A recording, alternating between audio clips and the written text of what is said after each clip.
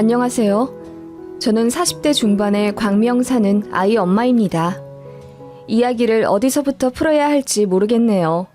아마도 제 어린 시절 얘기부터 해야겠군요. 저희 아버지는 참 잘생기셨습니다. 흔히 잘생기면 얼굴값 한다고 하잖아요. 저희 아버지가 딱 그랬어요. 저희 엄마랑 결혼하고 나서도 이 여자 저 여자 만나고 싶으면 다 만나고 다녔고, 저희 남매가 태어나고 나서도 바람기는 여전하셨다더군요. 그러다 아버지 회사 막내였던 어떤 어린 여자와 바람이 났는데, 그 전과는 달리 꽤 깊은 사이였는지 2년을 붙어 다니며 저희 엄마 속을 썩였다고 하더군요. 요즘에야 남자 바람나면 바로 양육비 받아 이혼하면 그만이라지만 그때는 어디 이혼이 쉬운가요? 이렇다 할 직업도 없는 엄마는 죽으면 죽었지 이혼을 생각하진 못하셨던 것 같아요. 그래서 아버지께 매달려도 보고 화도 내보고, 심지어 엄마가 저희 두고 집도 일주일간 나갔다 왔지만 효과는 없었다고 해요. 집 나갔다 돌아왔을 땐 그 집 꼴로 밥도 제대로 못 먹으며 울고 있는 자식들 모습에 되려 엄마 가슴에 더 큰 상처와 죄책감만 남을 뿐이셨고요. 그러다 아버지가 제 나이 10살쯤 내연녀랑 아이의 살림을 차려서 살겠다고 집을 나가셨고, 엄마는 상심할 틈도 없이 저희 남매를 위해서 시장이랑 공장 다니며 정신없이 일하실 수밖에 없었습니다. 사실 아빠가 집을 나가기 전에도 생활비를 주지 않으셔서 엄마는 부업으로 시장 나가서 상인들 돕고 하루 품삯 받고 그러시긴 했어요. 엄마는 저녁 8시쯤 귀가하셨고 집에 오시자마자 술을 드셨어요. 정말 단 하루도 빠짐없이요. 술에 취하면 늘 짐승처럼 울부짖으며 떠나간 아버지에 대한 원망을 내뱉는 엄마였고, 가끔은 저희를 때리기도 하셨습니다.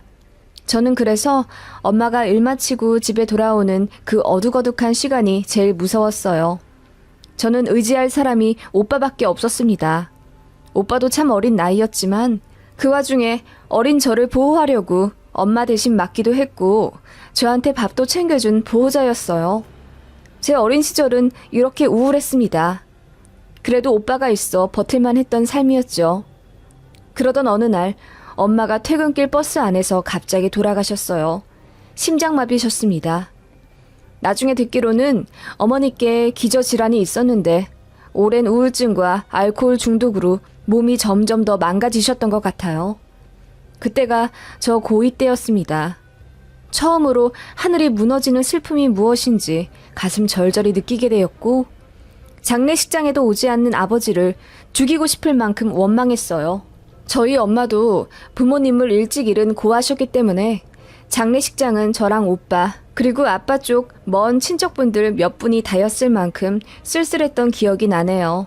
대학생이었던 오빠는 엄마 돌아가시자마자 저 책임지겠다고 학교도 휴학하고 알바하면서 저 먹여 살려줬어요. 그리고 동생 부양해야 한다는 이유로 군대도 공익으로 빠졌습니다. 그런 오빠한테 너무 고맙고 미안해서 저도 방황하지 않고 공부 열심히 해서 명문대 들어갔고요. 엄마가 돌아가셨다는 슬픔에 마냥 빠져있지 않도록 오빠가 정말 많이 노력했어요. 오빠도 이제 갓 20살 된 어린애였을 텐데 동생을 위해서라면 체면 구겨지는 것도 아랑곳 않고 친구들한테 돈까지 빌려가며 제 겨울 잠바도 사주고 주말엔 롯데월드도 가고 그랬습니다. 그만큼 오빠는 제 생각을 많이 해준 유일한 보호자였어요. 저랑 오빠는 대학을 같이 졸업하고 취업도 거의 비슷하게 동시에 했습니다. 그렇게 둘이 서울에 집 얻어서 같이 살았고, 나중에 오빠한테 너무 착한 여자친구가 생겨서 오빠 인생에도 드디어 빛이 들어온 듯 행복해 보였는데, 정말 하늘이 원망스러울 만큼 비극적인 일이 또 생겨버렸습니다. 오빠가 여자친구랑 데이트하던 중에 서울 한복판에서 교통사고를 당했어요. 오빠는 즉사했습니다. 그때가 오빠 나이 28, 저는 25살이었어요. 사실 오빠 잃고 한 1, 2년간은 제가 뭐하고 살았는지 기억이 잘 안 납니다. 오빠 장례식장에서도 두어 번 실신했고 조문객들을 제대로 맞아들이지도 못했습니다. 그 정도로 충격이었고 고통이었어요. 엄마 잃었을 때보다 더 타격감이 컸던 것 같네요. 고생만 하던 오빠가 이제야 행복해지려던 찰나 그렇게 운명을 달리한 것이 인간적으로 딱하기도 했고요. 오빠 장례식장에도 아빠는 오지 않았습니다. 엄마와 이혼을 한 게 아니라서 아직 호적에 그대로 아버지가 있었지만 연락처를 몰랐어요. 그래서 알릴 방법이 없기도 했죠. 그렇게 제 삶은 비극의 연속인가 보다 하고 정말 낙없이 살았습니다. 회사도 다니기 싫었는데 오빠가 저 직장 합격 소식 들었을 때 한 말 때문에 꿋꿋이 다녔어요. 은지야, 대기업 입사하게 된 거 축하한다. 그동안 너나 나나 고생 많이 했으니 이제부터라도 남부럽지 않게 살자. 끝까지 버티고 우리 꼭 행복하게 살자. 오빠가 내 뒷바라지 해줘서 명문대도 들어갔고 그 덕분에 이 직장 갖게 된 거잖아. 고마워.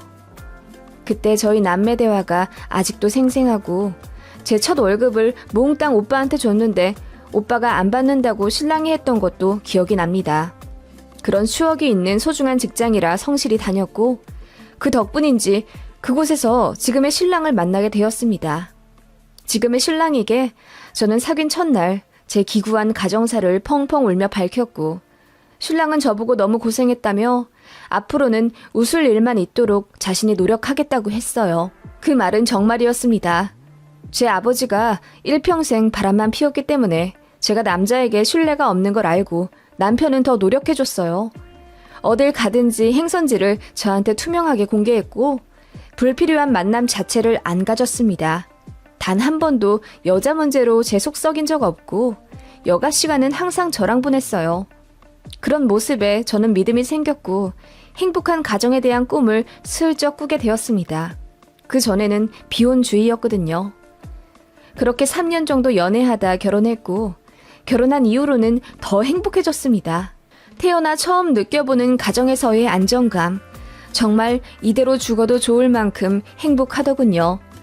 시댁분들도 너무너무 좋으셨어요.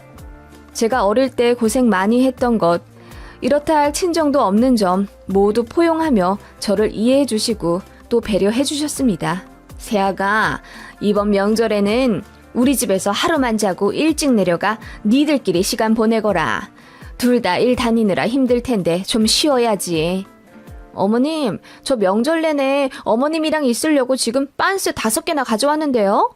저도 어느새 어머님께 정이 많이 붙어서 애교스럽게 행동했고 그런 제 모습에 어머님도 저를 많이 아껴주셨어요. 아마도 저는 부모님에 대한 정이 많이 그리웠던 모양입니다.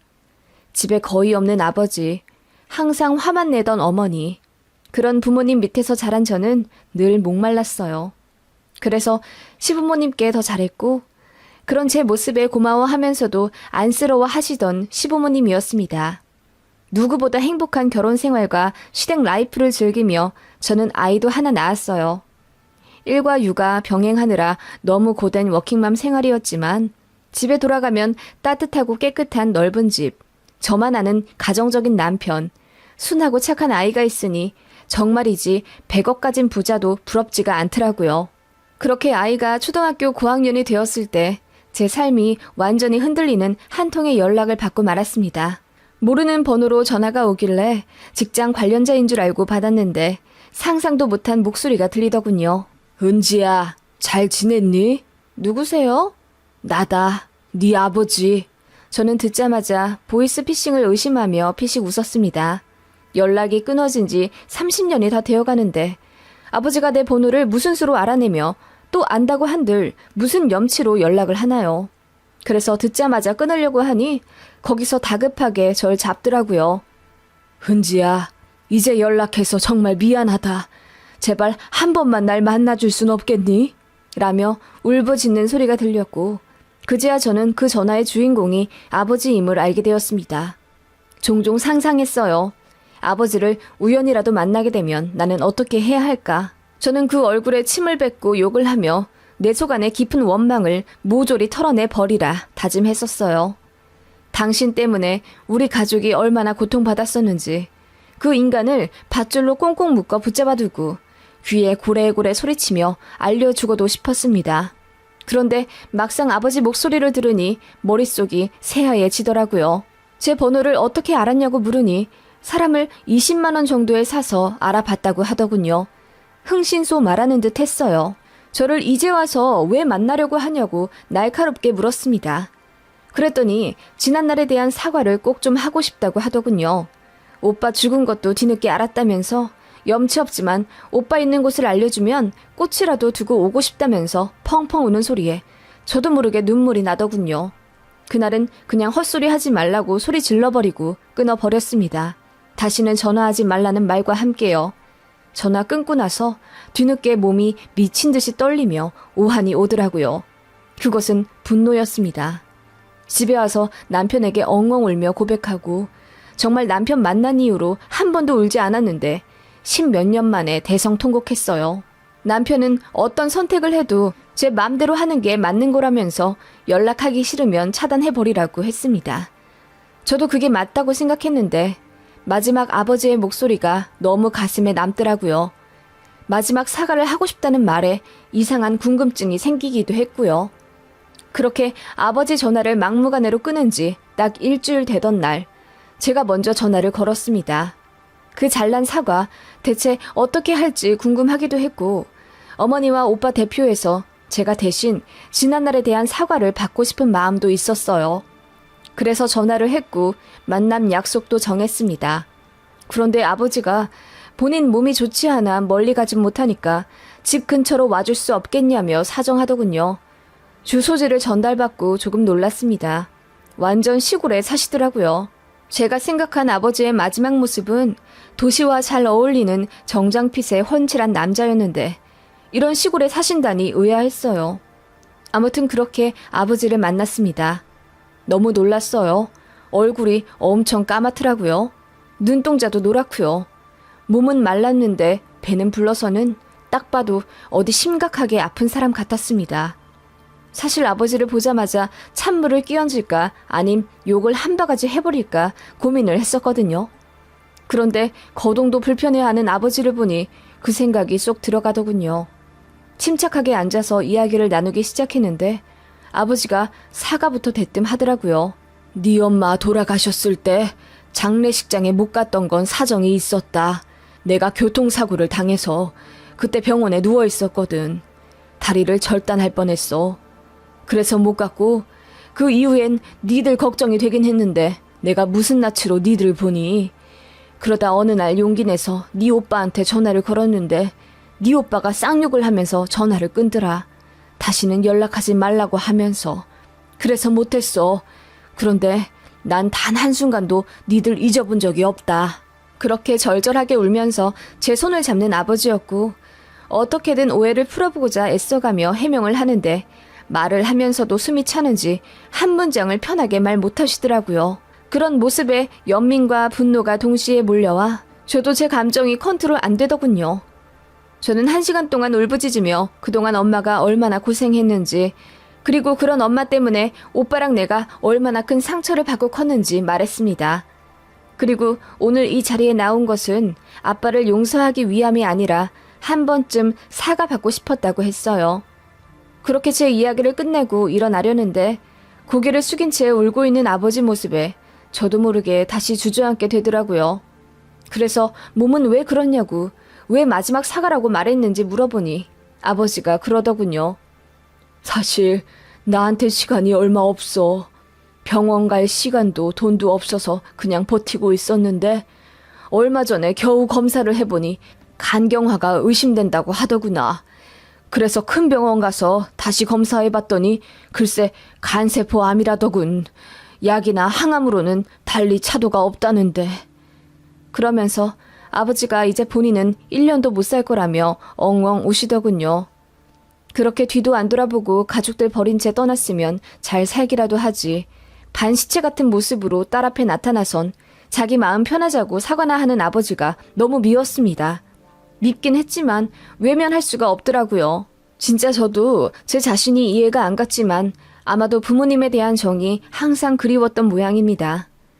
그래서 남편과 상의하고 아버지를 큰 병원에 일단 입원시켰어요.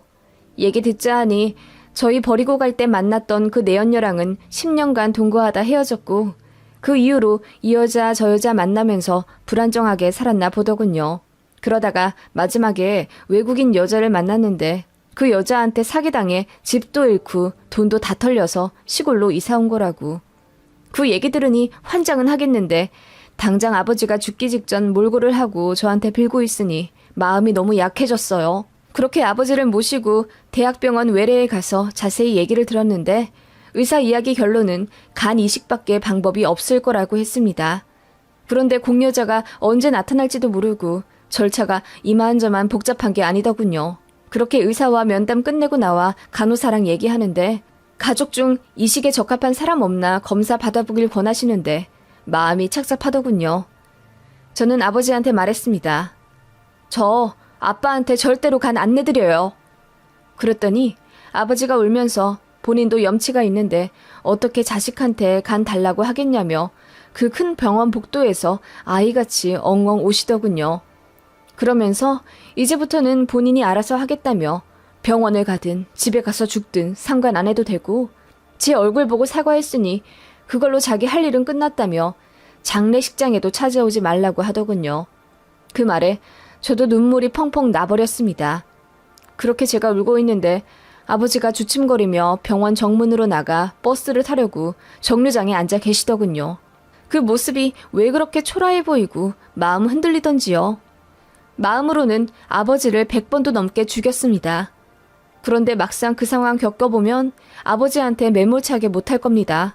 그래서 아버지에게 다가가니 갑자기 아버지가 무릎을 꿇고 저한테 비시더라고요. 내가 니들한테 몹쓸 짓 많이 한 거 알고 있다. 내가 사죄할 수 있는 기회를 한 번만 주지 않겠니? 제발 나 한 번만 살려다오. 나 좀 살려주면 내가 그동안 못다한 아빠 노릇 원 없이 너한테 해주마. 사실 너무 무섭구나. 한 번만 살려다오. 하시면서 저한테 간이식 검사를 한 번만 받아봐 줄 수 없냐고 애걸복걸하며 비시더군요. 그 말에 저는 가슴이 무너질 듯 흔들렸습니다. 너무 원망스럽지만 또 너무나 간절히 원했던 아버지. 그런 아버지가 죽기 직전에야 나타나서는 앞으로 못다한 아빠 노릇 할 테니 한 번만 도와달라 하는데 제 가장 약한 부분을 건들고 또 흔드는 것 같았어요.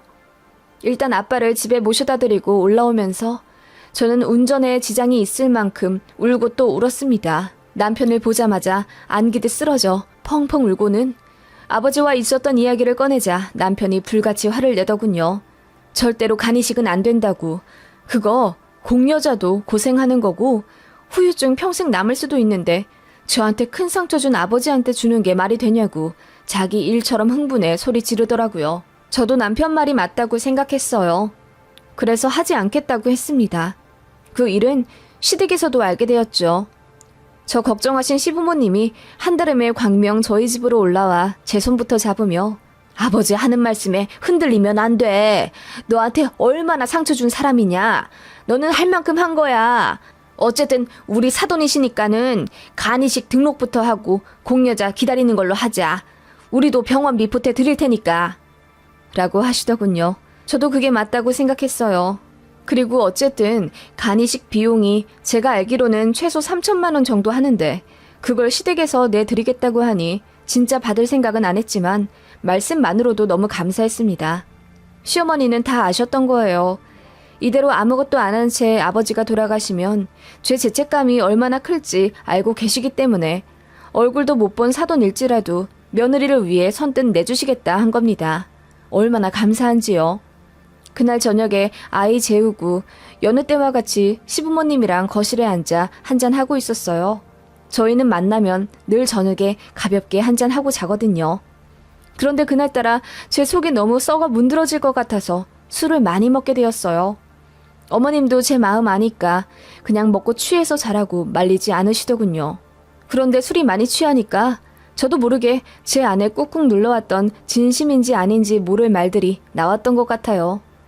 공여자 기다리다가 아버지 돌아가시면 어떻게 하냐. 일단 살리고 나서 아빠를 마음껏 원망해도 늦지 않는 것 같다. 이제 나한테 친정 가족이랄 건 아버지 하나 남았는데 아버지마저 돌아가시면 나는 정말 천에 고하다 등의 말을 하며 엉엉 울었던 기억이 납니다. 그 말에 시아버지는 눈물을 글썽거리시다가 담배를 피우겠다는 핑계로 바람 쐬러 나가셨고 시어머님은 눈물을 흘리시더라고요. 그러다 제가 정말 하지 말아야 될 말을 해버렸어요. 저 그냥 아버지한테 간이식 해드릴까요? 그럼 딸한테 고마워하고 저를 더 사랑해 주실까요? 라고 했습니다. 아마도 진심이었을 거예요. 제 유일한 컴플렉스가 바로 부모님 사랑에 대한 결핍이었으니까요. 그 말을 하자마자 제 뺨이 따끔하더군요. 고개를 돌리니 어머님이 벌개진 얼굴로 씩씩거리시며 큰 소리로 화를 내셨습니다. 말도 안 되는 소리하고 앉아있다. 간을 내줘야 사랑을 받아? 어디서 그런 멍청한 소리를 하고 앉아있다니? 그 인간은 그냥 그런 사람이야. 그러니까 지 새끼도 버리고 지 마누라도 버리고 여자랑 도망갔지. 네가 간을 내주고 심장을 내주고 누나를 내줘도 그 인간은 정신 못 차린다. 지금까지 정신 못 차린 인간이 네가 간 준다고 새 사람 되겠니? 하며 울부짖으셨어요. 그 말에 술이 확 깨더군요. 어머님은 제발 저더러 정신 차리라며 이럴까봐 아버지 만나러 간다는 거 말리고 싶었는데 저 후회할까봐 못 말렸다면서 가슴을 치고 우시더군요. 제가 아버지한테 마음 약해질 거라 다 예상을 하셨던 거예요. 그런 상처투성이 며느리가 이제는 지 상처 준 아버지한테 간을 내드릴까 어쩔까 하고 앉아있으니 속에서 천불이 나신 거죠. 어머님은 제가 너무 딱하다고 하셨습니다. 그리고는 가슴이 아프겠지만 아버지 치료만 하는 데까지 해보고 연을 끊고 살라고 말씀하셨어요. 그러면서 우시는 시어머님을 저도 끌어안고 울 수밖에 없었어요. 어머님은 말씀하셨죠. 우는 거 오늘이 마지막이니 펑펑 울어두라고. 앞으로는 아버지 때문에 우는 일 없게 하라고. 그러면 당신 가슴도 무너진다고 하시는데 그 말이 꼭 제 오빠가 생전에 했던 말처럼 들렸습니다. 오빠도 항상 저한테 그랬거든요. 제가 울면 자기 가슴도 쓰라리듯 아프다고요. 그제야 저는 다시금 깨닫게 됐습니다. 진짜 저를 아끼는 사람들을 위해 살아야 한다는 걸요. 그날 이후로 저는 아버지한테 딱 대학병원 절차만 밟아드리고 병원비랑 간병비 정도만 내드리는 걸로 하겠다고 했습니다. 간이식 공여자 나타나면 그때 절차 밟고 이식 받으라고 했더니 아버지가 슬그머니 그러시더군요. 너는 검사 안 받니? 그 말에 갑자기 정이 뚝 떨어지더군요. 저와 피 한 방울 안 섞인 남편과 시부모님도 공여자의 부작용을 걱정하는데 내 아버지란 사람은 역시나 본인만 아는 사람이구나 싶더라고요. 그래서 한마디 했습니다. 아버지, 저는 아버지랑 달라서 제 가족이 참 소중해요. 제가 선택한 제 가족한테 상처 주고 싶지 않아요. 제가 아주 어릴 땐 아빠랑 닮았단 말이 참 듣기 좋았어요. 아빠 닮아 예쁘다는 말이요. 그런데 이제 생각해보니 그건 욕이더라고요. 난 아빠 닮지 않아서 참 다행이에요. 난 아빠 얼굴은 닮았을지 몰라도 무책임함은 닮지 않아 다행이에요. 병원비도 내드리고 싶진 않지만 제 시부모님이 베풀어주고 싶다 하시네요. 며느리가 훗날 후회할까봐요. 아버지 같은 사람은 제 부모님이 아닙니다. 그런 시부모님을 이제 제 부모님으로 섬기고 살 거예요. 더는 연락하지 마세요. 아버지는 가족 사랑 받을 자격 없습니다. 제 말이 끝나기 무섭게 아버지는 울고불며 저만 믿었는데 이럴 순 없다며 제 바지가랑이를 붙잡더니 나중엔 심지어 욕을 하더군요. 지 엄마 닮아 싸가지가 없다. 지 아빠 죽는데 눈 하나 깜짝 안 하는 것 좀 보라며 울부짖는데 오히려 가슴이 개운하더라고요. 최소한의 죄책감까지 아버지가 모조리 가져가 주시는 것 같아서요. 그렇게 아버지는 다시는 제 덕 안 볼 것처럼 하더니 제가 병원비 내드린다고 하니까 진료는 꼬박꼬박 다니시더군요. 그렇게 반년 만에 간이식 입원을 하기로 예정되었는데 너무나 놀라운 연락을 받게 되었습니다.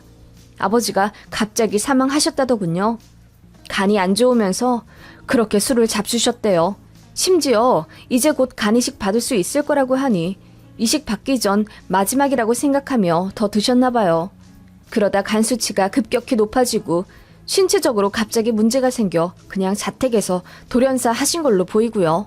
마지막까지 기가 찼습니다. 그런데 아버지 유품 정리하러 갔다가 참 어이없는 소리를 들었습니다. 자네가 김씨 딸내미요? 김씨가 자기 딸한테 간 달라고 연락할 건데 뭐라고 해야 딸맘이 흔들릴지 모르겠다는 거야.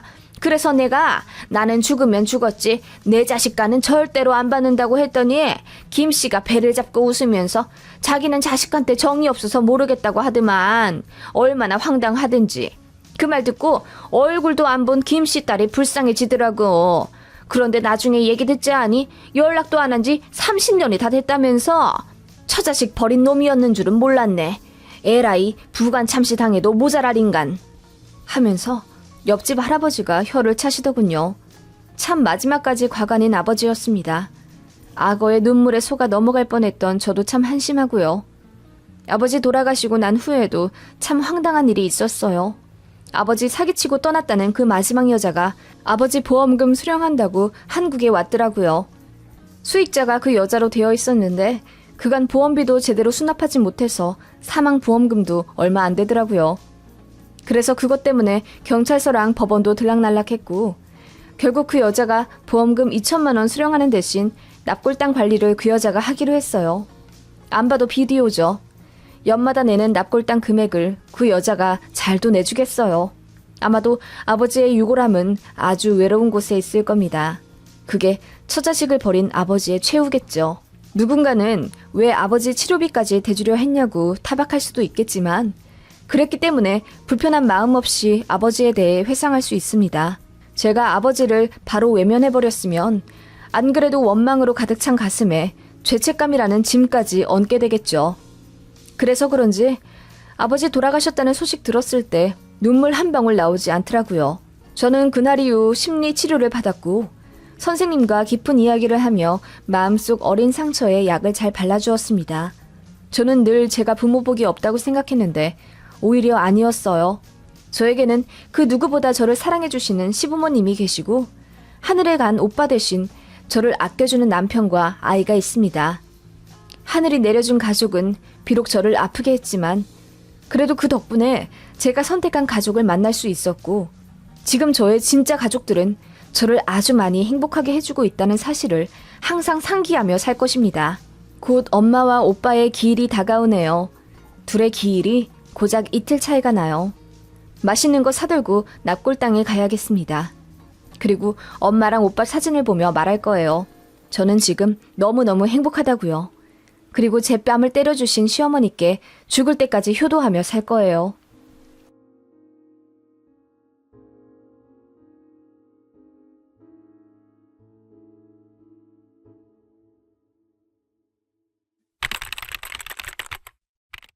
안녕하세요.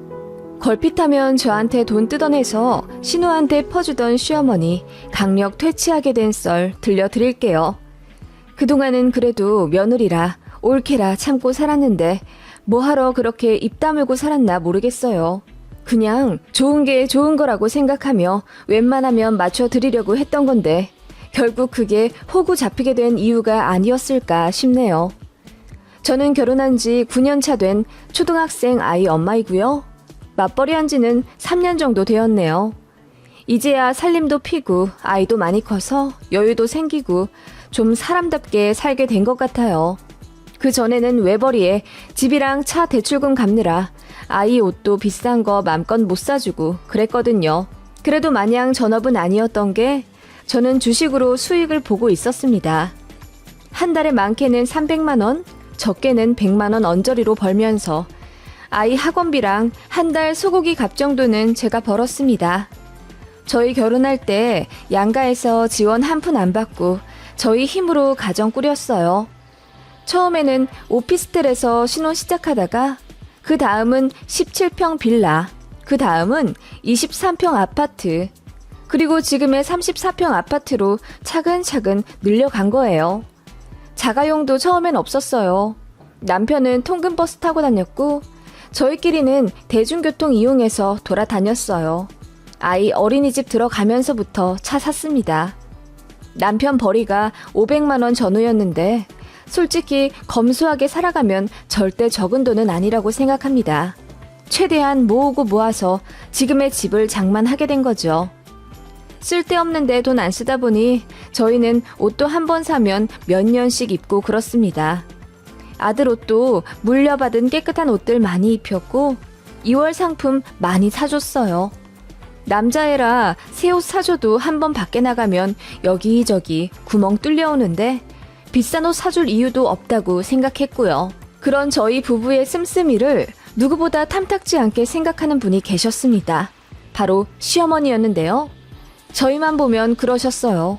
돈 벌어다가 뭐하니? 매일 이렇게 구질구질하게 입고 다닐 거야? 메이커 좀 입고 다녀. 이름도 없는 보세에서 신발 사고 외투 사고. 이게 뭐니? 어머님, 요즘은 보세라도 얼마나 질이 좋은데요. 그리고 깔끔하게만 입고 다니면 되죠. 쓸 땐 좀 쓰고 그래야지. 한심스러워서 원. 하시며 저희 옷차림이나 돈 씀씀이에 간섭을 하곤 하셨는데 솔직히 이유는 하나였습니다. 그렇게 돈 아껴서 왜 용돈을 적게 주냐 이거였어요. 겉보기에 딱히 돈을 쓰는 것 같지가 않으니 저희가 많이 모아두었다고 생각하셨어요. 맨날 저희 통장에 얼마나 있냐고 물어보고 그러셨거든요. 저희 남편은 절대로 저희 자금 사정을 오픈하지 않았습니다. 어머님이 자꾸 쓸데없는데 돈 쓰고 그래서 어릴 때부터 아버지 돈도 많이 날리셨대요. 도박이나 큰 사치를 부리는 것도 아닌데 참 주머니에 구멍 달린 것처럼 뭘 어디다 그렇게 쓰는지 모르겠답니다. 예를 들어 시아버지가 생활비로 300만 원을 주시면 보통 세금이랑 식비 그리고 아들, 딸 교육비가 우선순위잖아요. 시어머님은 그런 것 없이 그냥 돈 들어오면 바로바로 써버리셨답니다. 소파가 마음에 안 든다며 가격 비교도 않고 그냥 처음 들어간 가구 상가에서 아무거나 바로 사버리고 아는 사람한테 돼지고기 20만 원어치를 한꺼번에 사질 않나.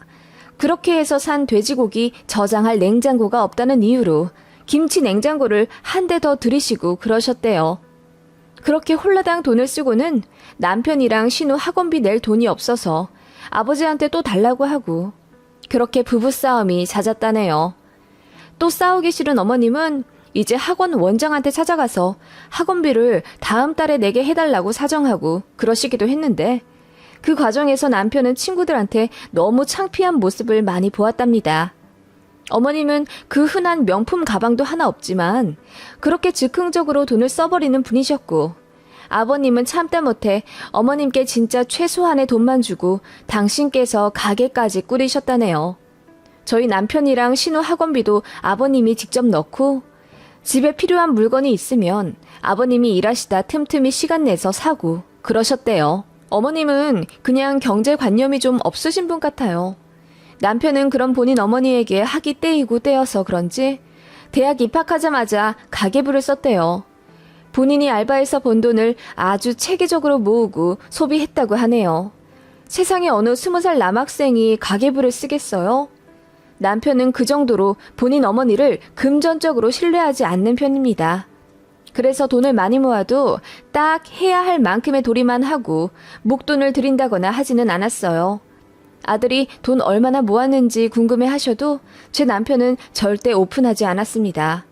어머님이 아들 잘 살라고 보태주려 하기는커녕 시시때때로 눈독만 들이시거든요. 예전에는 어머님이 사고 싶은 거 사느라 그러셨던 것 같은데 신우 결혼하고 나서부터는 신우 것 사주시느라 그렇게 돈을 다 쓰신답니다. 저희 시댁은 좀 특이한 게 시모가 아들보다 딸을 더 좋아하세요. 그래서 그런지 신우를 엄청 안타까워 하십니다. 아들은 지 아빠 닮아서 여우같이 잘 먹고 잘 살고 딸은 엄마 닮아 순해서 당하고 산다고 생각하세요. 그래서 그런지 결혼 전부터 맨날 저한테 신우 용돈 좀 주라, 신우 겨울 잠바 좀 사줘라 등등 신우한테 잘해주길 엄청 요구하셨던 시어머니입니다. 그러면서 겸사겸사 어머님 본인 것도 사달라고 하고요. 신우가 3년 전쯤 결혼을 했어요. 그런데 솔직히 신우도 경제관념 없습니다. 제가 남편이랑 결혼할 때쯤 미씨였던 신우도 일을 하고 있었는데 한 달에 220만 원 정도 번다고 했어요. 그런데 카드값이 200만 원이 나왔답니다. 심지어 월세도 다달이 30만 원 정도 내야 하는데요. 그냥 앞날 생각 안 하고 써버리는 거죠. 그래서 오빠인 저희 남편한테 돈 좀 빌려달라고 매달 아우성이었고 그런 모습에 너무 질려서 몇 달 연락 끊고 산 적도 있답니다. 그래도 신우가 무슨 상담 같은 거 받고 난 이후에는 소비 체계를 좀 바꿔서 적금도 붓고 그러는 것 같긴 했어요. 그래봤자 한 달에 10에서 20만 원 정도 저축하는 게 다이긴 했지만 예전 생각하면 장족의 발전이었습니다. 그러다가 결혼한 신우였어요. 신우 남편은 공무원인데 알다시피 월급이 그렇게 많지는 않잖아요. 게다가 신우 남편네 집에서도 결혼하는데 딱히 보태주지 않았다고 들어서 저희 시댁에서 신우네한테 신혼집 사는데 돈을 1억 정도 보태주셨다고 들었어요. 며느리로서 기분 안 나쁘냐고요? 아니요. 저는 오히려 좋습니다. 아버님이 신우한테 결혼자금 보태주지 않았더라면 시어머님이 저희 남편 닥달해서 여동생 결혼하는데 돈 내놓으라고 난리쳤을 겁니다. 저희는 저희 뜻이 있으니 양가에서 돈을 안 받았던 거고요. 신우는 처음부터 번듯한 아파트에서 신혼 살림을 차리길 원해서 집을 해달라고 많이 졸랐어요. 그게 3억 정도 되는 아파트였고 시댁에서 1억을 해주신 거죠. 그리고 나머지 1억 3천 정도는 대출금으로 남아있는 상태였습니다. 다달이 이자만 40만 원 정도 들어간다고 하더군요. 솔직히 요즘 같은 시기에 그 정도 이자 평범한 수준이고 신우 남편이 돈을 안 버는 것도 아닌데 어머님은 그게 그렇게 아까우셨나 봐요. 막무가내로 은행에 전화해서 우리 딸 돈도 별로 없는데 금리 좀 낮춰달라고 조르셨다더군요. 나중에 얘기 전해 듣고 제 얼굴이 다 화끈거리더라고요. 여기까지만 얘기해도 저희 시댁 분위기를 좀 아시겠나요? 시어머니가 여간 특이한 게 아닙니다. 솔직히 남편이 단호하게 끊어내니 망정이지. 남편까지 덩달아 효자라 시어머니랑 신우한테 물렁하게 굴었으면 전 이혼했을 거예요. 그럼에도 불구하고 저한테까지 스트레스가 아예 없는 것도 아니었습니다. 제가 전업했을 때도 주식으로 수익을 봤다고 했잖아요. 그걸 시댁에서도 알고 있었습니다. 어쩌다 제가 주식하는 걸 신우가 알게 됐고 자연스레 시어머니 귀에까지 들어갔습니다. 제가 어떤 종목을 사는지 꼬치꼬치 캐 물으시더니 며칠 뒤에 전화하셔서는 이러셨어요. 세아가 너 세원글로벌 샀다고 하지 않았니? 내가 증권사 들어가 보니 이번에 20%나 올랐더라. 너 팔았니? 아니요. 아직 안 팔고 조금 더 있어 보려고요. 전망이 좋아서 장기 투자하려는 종목이었어요. 예, 빨리 팔아. 나중에 내려가면 어쩌려고? 어머님, 제가 알아서 할게요. 잔말 말고 팔아. 지금 팔면 수익이 한 30만 원 정도는 되니? 그럼 거기서 반 떼서 나 좀 주라. 내가 급히 쓸 데가 있어서 그래. 어머님, 자꾸 제 주식 가지고 이러시면 빨리 팔래도 너 그러다가 내려가면 땅 치고 후회한다. 빨리 팔아. 응? 하시며 엄청 조르시더라고요. 물론 어머님 말을 듣진 않았지만 그렇게 밤낮으로 제 주식 가지고 그러는데 너무 스트레스 받더라고요. 그래서 시댁에다가는 저 주식 계좌에서 돈 다 뺐고 이제 아예 손 털었다고 거짓말했습니다. 그 정도로 어머님은 저희 주머니 사정에 너무 관심이 많으셨어요. 그렇게 시댁에다가는 비밀로 하고 저는 주식을 꾸준히 하고 있었습니다. 거의 수익권이었고 국제 정세가 많이 휘청하지만 않으면 웬만하면 제가 고른 종목은 거의 10에서 20% 정도 수익이 났습니다. 남편도 제 능력을 인정해줬고 둘이 많이 고민하다가 아파트 대출금도 거의 다 갚았겠다. 저도 일 시작해서 다달이 월급 들어오니 주식에 목돈을 넣어서 굴려보는 걸로 얘기가 됐습니다. 그렇게 처음엔 1,000만 원으로 시작했던 제 주식은 언 3년 만에 거의 5천만 원의 수익을 냈어요. 물론 중간에 시드를 계속해서 추가해서 넣었기 때문에 그 정도 수익을 본 거고요. 운도 좋았던 것 같습니다. 시댁에다가는 절대 말 안 했죠. 할 생각도 하지 않았습니다. 저희한테 5천만 원의 여유 현금이 있다는 걸 알게 되면 시어머니가 어떤 방법을 써서라도 반 정도 떼달라 난리 치실 게 분명했기 때문이에요. 그리고 그 돈 떼서 눈에 넣어도 안 아플 신호 주겠죠. 그래서 그 돈 고스란히 자유적금에 넣어뒀습니다. 결혼하고 맨날 대출 갚느라 저희 집 사정은 마이너스였는데 드디어 플러스가 되기 시작한 기점이 바로 그 주식으로 불린 5천만 원 덕분이었습니다. 저랑 남편은 너무너무 기분이 좋았고 금수저, 은수저들 조금도 부럽지 않을 만큼 저희 스스로가 자랑스러웠습니다. 5억도 아니고 50억도 아닌 고작 5천만 원이지만 저희한테는 너무나도 의미 깊은 돈이었어요. 핸드폰 모바일로도 저축한 내 돈의 금액을 확인할 수 있지만 저희는 종이 통장을 닳도록 바라보며 뿌듯해했죠. 그 통장은 저희 침실 협탁 안쪽에 넣어두었고요. 그러다 어느 날 시어머님이 볼 일이 있어 저희 집 근처로 오셨다가 하루 묵고 가신다며 집에 오셨어요. 어머님이 돈 관련해서 실언을 많이 하시긴 했지만 그거랑 관계없이 뭐 어머님이 저희 집에 자주 오시는 게 아니니까 깍듯이 모셨습니다. 저희 침실을 사용하고 싶다 하시는 걸 제 남편이 안 된다고 해서 저희 아들 방을 내드렸어요. 어머님은 거기서 벌써 기분이 안 좋으셨나 보더라고요. 내가 자주 오는 것도 아닌데 안방 내주는 게 뭐가 그리 어렵다니? 내가 뭐 니들 안방이라도 뒤질까봐 그래? 라고 볼멘 소리로 투정을 부리셔서 그냥 안방 내드렸습니다. 그렇게 하룻밤 주무시고 가셨고 저희 부부랑 아들은 출근과 등교 때문에 어머님보다 먼저 집을 나가게 됐습니다. 빈집에 어머님을 두고 가는 게 불안하진 않았어요. 어쨌든 남도 아니고 시어머니잖아요. 별일이 있을까 싶었습니다. 그런데 그날 저녁 집에 돌아와 보니 어머님께서 거실에 꼿꼿하게 앉아 계시더라고요. 예정대로라면 어머님은 점심쯤 저희 집에서 나가셔서 볼일 보시고 바로 시댁으로 가시는 거였거든요.